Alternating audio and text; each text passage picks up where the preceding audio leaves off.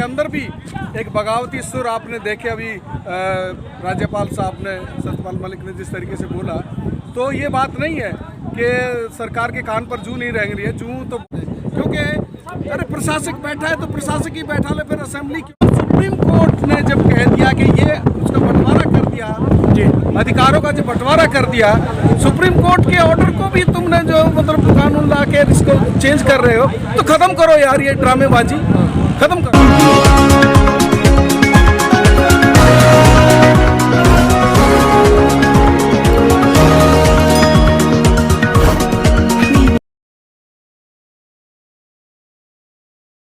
पराशर जी, रमेश पराशर जी, आपका nation news India में आपका हार्दिक स्वागत है। धन्यवाद सर। सभी दर्शकों को आपके मेरा नमस्कार। रमेश पराशर जी, क्या कारण है, 4 महीने हो चुके हैं, सरकार के कानों पे कोई जू नहीं रेंग रही है किसान आंदोलन को लेके? देखिए, ये सरकार इतनी डरी हुई है और ये दिखावा कर रही है और अपने आप को ऐसा नहीं मतलब झुकते हुए दिखना नहीं चाहती है। हालांकि अंदर से इसके अंदर भी ये मतलब अभी एक अपने अंदर के बीजेपी के अंदर भी एक बगावती सुर आपने देखे अभी राज्यपाल साहब ने, सत्यपाल मलिक ने जिस तरीके से बोला, तो ये बात नहीं है कि सरकार के कान पर जूं नहीं रेंग रही है। जूं तो बहुत सारी रेंग रही हैं, लेकिन ये अपने आप को झुकते हुए दिखना नहीं चाहती। और ख़ास तौर से ये जो पार्टी है ना, ये जो मोदी का जो मोदी शाह का जो जोड़ी है ना, इसको सिर्फ एक ही घमंड है कि हम तो चुनाव जीत रहे हैं। और इसीलिए इस बार किसान संगठनों ने इस बात का इसको उसी की भाषा में जवाब देने का फैसला किया। और ये देखिएगा जब रिजल्ट आएंगे कि किस तरीके से ये मुंह की खाती है, और क्योंकि इसका जनाधार खिसकता जा रहा है और इसको वापस तो लेने पड़ेंगे ये बात। पराशर जी, जिस तरीके से बंगाल के अंदर इनकी भाषणबाजी हो रही है, उसमें कह रहे हैं कि हम 2 मई दीदी का लास्ट होगा और हम इसको हराकर ही मानेंगे।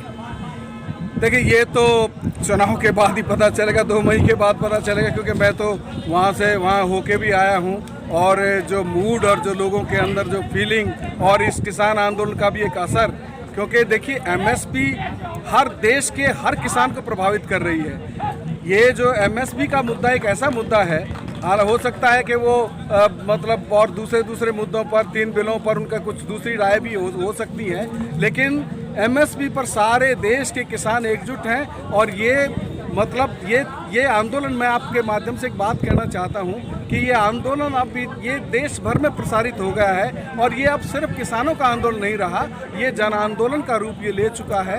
और इसमें हर तबका, चाहे छात्र हों, बेरोजगार नौजवान हों, चाहे सरकारी कर्मचारी हों, चाहे वो मतलब प्राइवेटाइजेशन के मारे हुए पब्लिक सेक्टर के एम्प्लॉइज़ हों, और किसान तो हैं ही हैं, मजदूर तो हैं ही हैं। जिस तरीके से 44 कानूनों को 4 कोड में बदला, वो तो है ही है। तो ये कम्युनिटी एक ऐसा जन आंदोलन उभर रहा है देश में जो, और इसमें पहली बार मैंने अपनी ज़िंदगी में, ये पहला आंदोलन है जिसमें आर्थिक मुद्दों को लेकर बात हो रही है। आर्थिक मुद्दों को लेकर जनता में डिस्कोर्स हो रहा है, चर्चा हो रही है, और ये चर्चा नीचे तक जा रही है। आम आदमी भी समझ रहे हैं कि ये सरकार हम दो और हमारे दो की है, ये कॉरपोरेट की सरकार है, ये लोगों की हितैषी सरकार बिल्कुल भी नहीं है।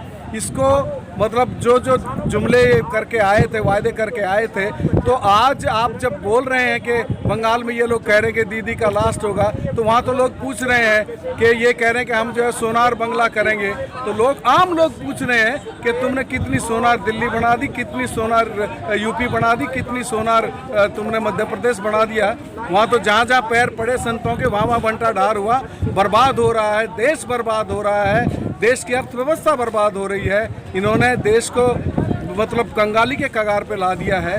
ये इस सरकार का जाना तय है। ये निश्चित तौर पर इनको ये कानून वापस लेने पड़ेंगे। पराशर जी, देखने में ये आ रहा है कि आप देख रहे हैं कि 4 महीने हो गए और 4 महीने में 300 से ज़्यादा किसानों ने शहादत दे दी है, शहीद हो गए, लेकिन सरकार की सेहत पर किसी प्रकार का कोई असर नहीं हो रहा और चुनाव में मस्त है। देखिए, ये तो एक बहुत बड़ी बेशर्मी की बात है कि अगर कहीं कुछ भी हो जाए, ये बहुत मतलब आंसू बहाते हैं, किसी के रिटायरमेंट पर आंसू बहाते हैं यार। तो ये मतलब ये एक ड्रामेबाज एक प्रधानमंत्री, एक जुमलेबाज प्रधानमंत्री एक ऐसा आया है, इससे कोई संवेदना नहीं है। इंसान के प्रति संवेदना होती तो ये देखते कि किस तरीके से 2 डिग्री टेम्परेचर में सर्दी में किसान बैठे। अब जो है वो 40 दिल्ली की सड़क पर कितना टेम्परेचर होता है।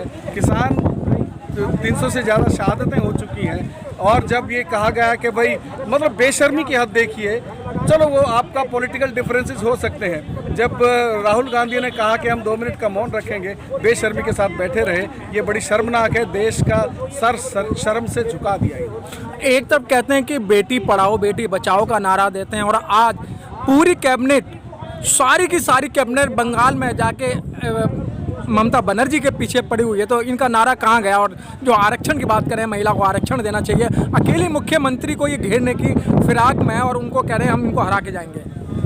देखिए, ये एक पॉलिटिकल बैटल है, उसमें ममता जी भी हैं, ये भी हैं। वो एक अलग मुद्दा हुआ, वो एक लीडर के लिए उसका पोजीशन में जा रहे हैं। लेकिन जहाँ तक इसका उसके साथ क्या ताल्लुक है? इसके साथ तो ताल्लुक ये है कि यहाँ तुम्हारे सेंगर और जो बलात्कार हो रहे हैं, ये इनकी क्या संवेदनशीलता है? ये बेटी बचाओ बेटी पढ़ाओ के बारे में कितने संवेदनशील है? ये तो समाज में पता चल रहा है कि ये चाहे कठुआ का हो, चाहे उन्नाव का हो, चाहे तो जहाँ भी ये देखा गया कि बीजेपी के विधायक, सांसद, लीडर वो बलात्कारियों के संरक्षण में चले आए, उनके लिए जुलूस कर रहे हैं, उनके लिए उनको रक्षा के लिए मतलब एक अपने वकीलों की बैटरी खड़ी कर रहे हैं। और सारा पर्दा तो जब खुल गया तो किस तरीके से उस लड़की की लाश जलाई, ये एक संवेदनहीनता की पराकाष्ठा है। ये इंसानियत का तमाम हदों को पार कर चुके हैं। इनको कोई संवेदना नहीं है। ये बेटी बचाओ बेटी पढ़ाओ की बात का एकदम बहुत ही मतलब इसके साथ कोई लेना देना नहीं है। और जिस तरीके से एक सबसे बड़ी हार तो इनकी यहाँ दिखाई देती है कि यार एक प्रधानमंत्री वो एक स्टेट के चुनाव के लिए वो हर दूसरे दिन वहाँ मीटिंग कर रहा है। सारा राज का सारा काम सब हो गया, छोड़ छाड़ के सब कुछ में बंगाल चुनाव इनके लिए सबसे बड़ी बात हो गई है। और ये दिखाना चाहते हैं कि हम ये देखिए किसान आंदोलन के मद्देनज़र इसको रीड करिए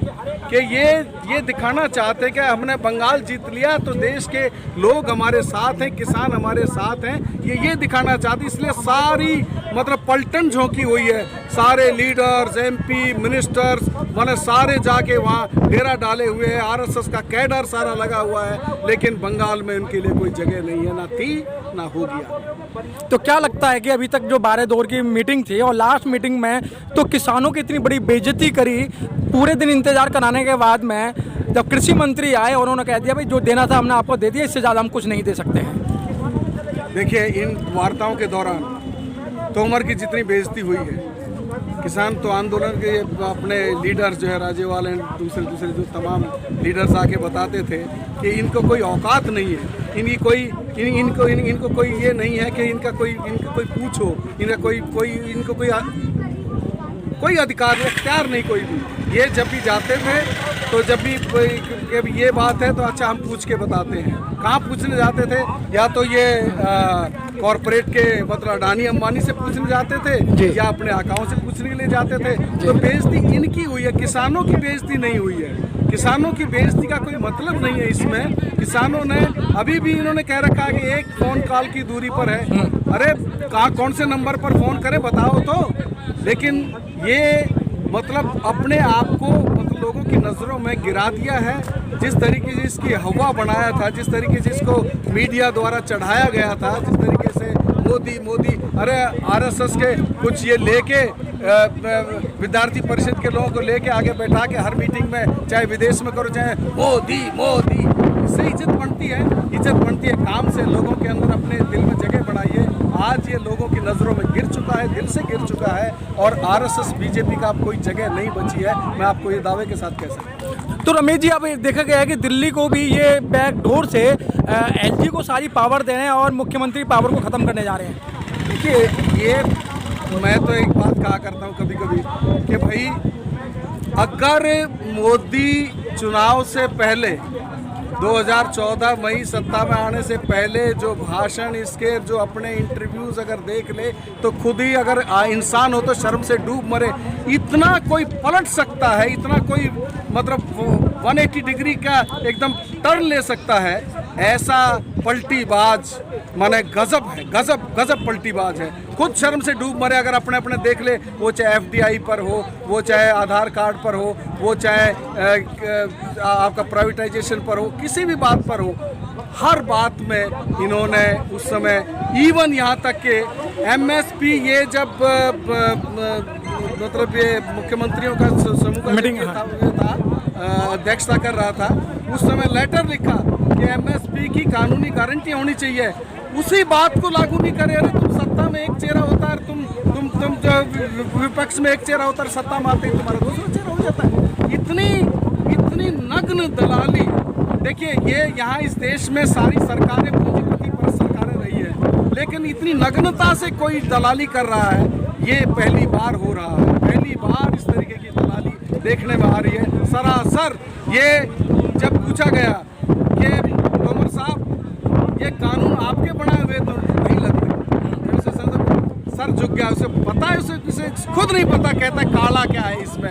अरे तुझे कुछ नहीं पता इसमें, तुझे खुद नहीं पता है इसमें है क्या, तो हमसे काला पूछ रहा है। हमने तो तुझे काला सारा इससे सारे एक क्लॉज बाई क्लॉज बताया, सारा ही काला है। तू क्या जानता है, ये तोमर बताए ना। तो ये तो एक मतलब दिल्ली में जिस तरीके से आज सारी पावर खत्म करके ये लोग यहाँ, पहले मैं जिस बात से मैं शुरू कर रहा था कि ये जो दिल्ली को हम पूर्ण राज्य का दर्जा देंगे, ये करेंगे, चुनाव से पहले एक बात करते थे, और आज जो रही कहीं पावर भी थी वो भी खत्म कर दी है। इसको भी एकदम मैंने निहत्था कर दिया, उसको पावरलेस कर दिया। ये कोई ये इस असेंबली का कोई मायना नहीं छोड़ा इसने, क्योंकि अरे प्रशासक बैठा है तो प्रशासक ही बैठा ले, फिर असेंबली क्यों है भैया? असेंबली कोई खत्म, क्यों पैसा खर्च किया? असेंबली कोई खत्म कर दो ना। ये जो तुमने जब पावर ही खत्म कर दी, इवन सुप्रीम कोर्ट ने जब कह दिया कि ये उसका बंटवारा कर दिया, अधिकारों का जो बंटवारा कर दिया, सुप्रीम कोर्ट के ऑर्डर को भी तुमने जो मतलब कानून ला के इसको चेंज कर रहे हो, तो खत्म करो यार, ये ड्रामेबाजी खत्म करो। ठीक है sir, thank you. Press the bell icon on the YouTube app and never miss another update.